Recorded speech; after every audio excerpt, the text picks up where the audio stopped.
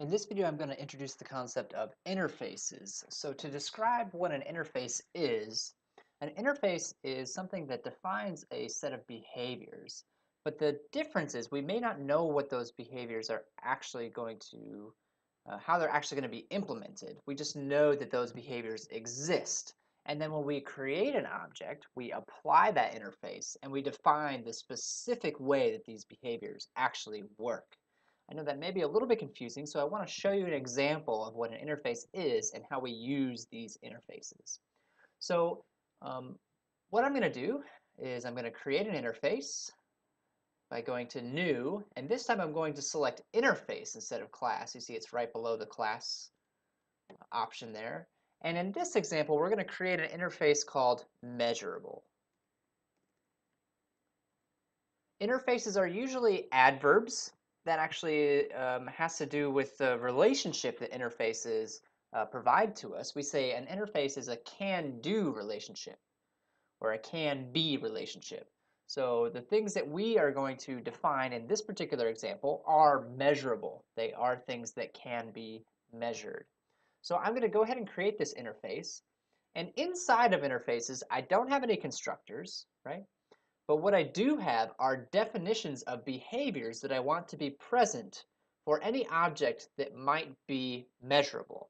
So what I mean in this case is a series of shapes. So things like getting the area of a shape or getting the perimeter of a shape.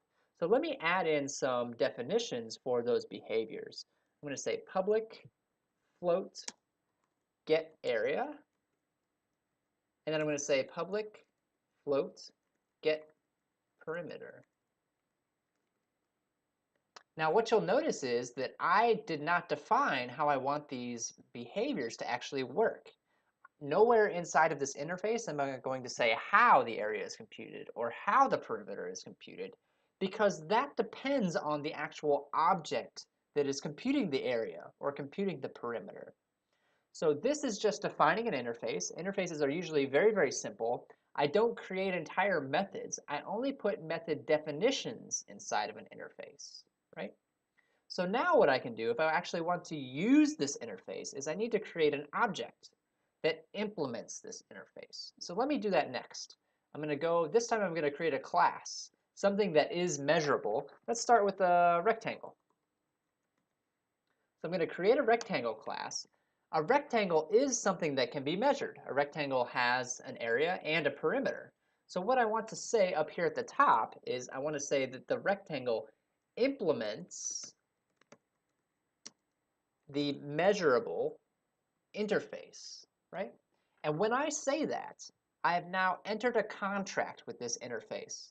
By using this interface, I have promised that I will implement the methods that are defined by this interface. So somewhere in my rectangle class, I need to create methods called getArea and getPerimeter, and I need to define the actual behaviors of these methods. That's what an interface does. It does not define how the behaviors actually work. It just specifies that those behaviors must be present in a particular object. So if you want a quick way of adding in things from your interface, right, Eclipse can help us out with this. If I click the little light bulb over here, there's an option to add unimplemented methods, right? So you see that it generated the methods that were contained within this interface, and now what I have to do is actually implement them. I have to decide how I want these methods to work. Before we do that, I have a little bit more work to do. I should think about what a rectangle has. So a rectangle has a height and a rectangle has a width. So I'm going to add those values in. Private float height, private float width. And now I also should make a constructor for my rectangle, which I will do very quickly here. Public rectangle float h float w, and I will simply say this dot height equals h and this dot width equals w. And now I have everything that I need to actually implement get area and get perimeter for these particular objects. So let's go ahead and do that now. The area of a rectangle is just this dot height times this dot width The perimeter of the rectangle is going to be 2 times this dot height plus 2 times this dot width. So now I've completed my contractual obligation to the interface. I have implemented the methods that the interface contains, right? So if I save this, everything should be happy. And now if I wanted to, I could create a rectangle object and I could use the methods that were contained in the interface. But before I do that, I actually want to go through this process again.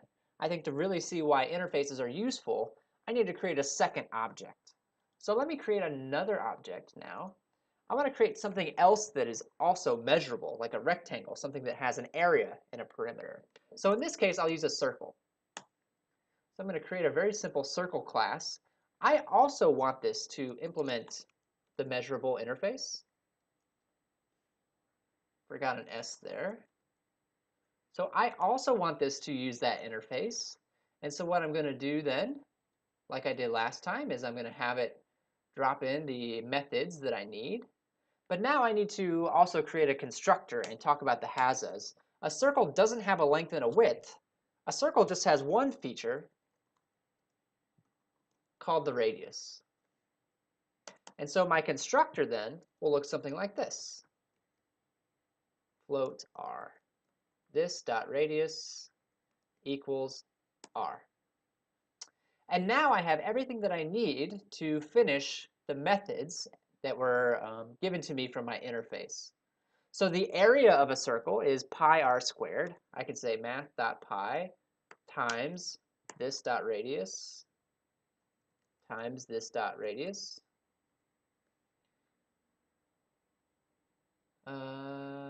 Whoops, it wants a double. Well, I can cast this to a float. That's okay.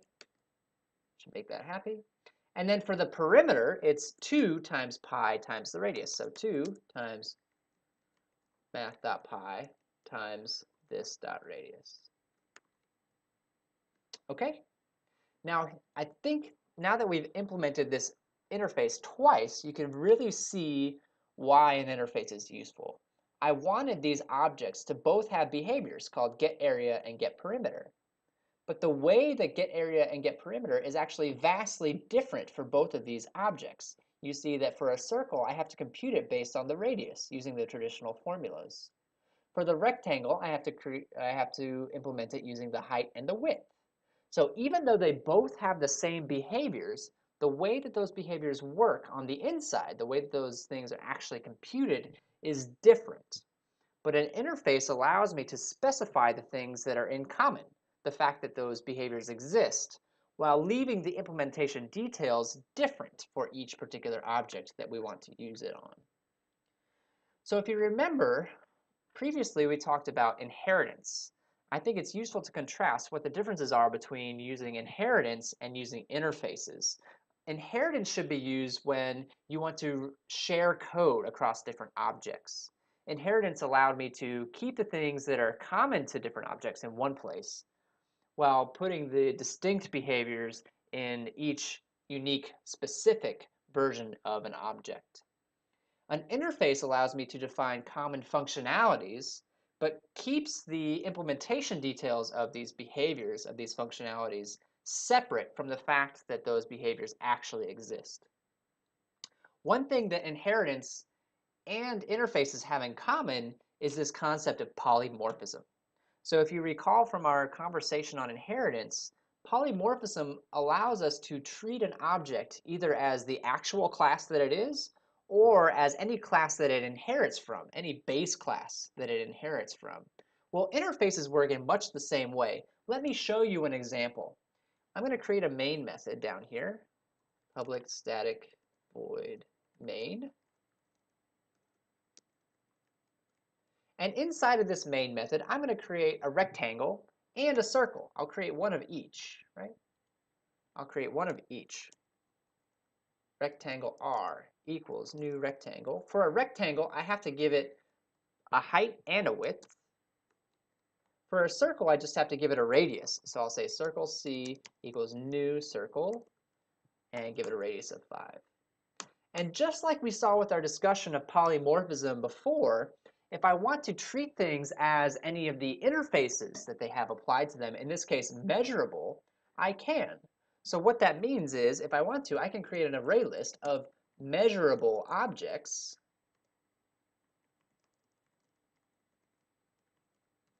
like so.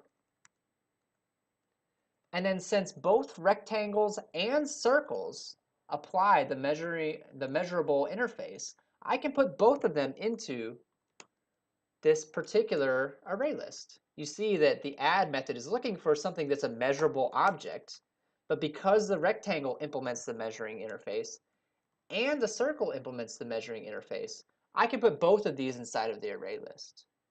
Not only that, but if I want to, I can do something like this, where I iterate over the array list, shapes.size,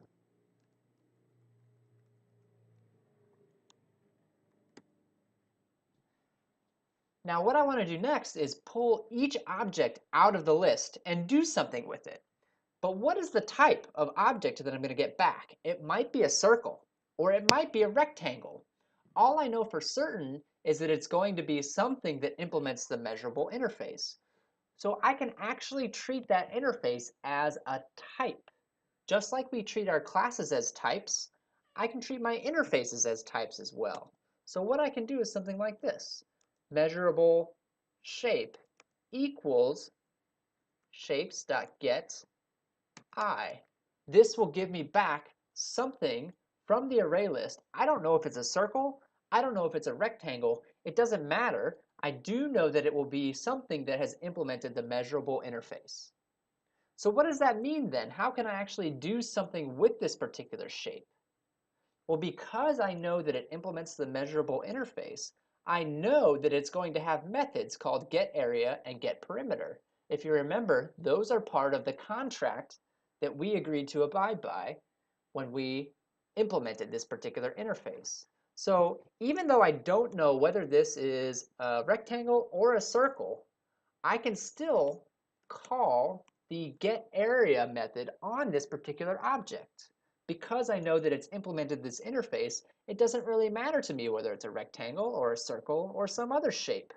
All that matters is that I know I can call getArea on this particular object. So if I try to run this code, you'll see that I see the area printed out for both shapes. I don't necessarily know which one is which. I could figure it out. I think the top one's probably the rectangle and the bottom one's probably the circle, but the actual shape that they are is irrelevant. I can see the areas together.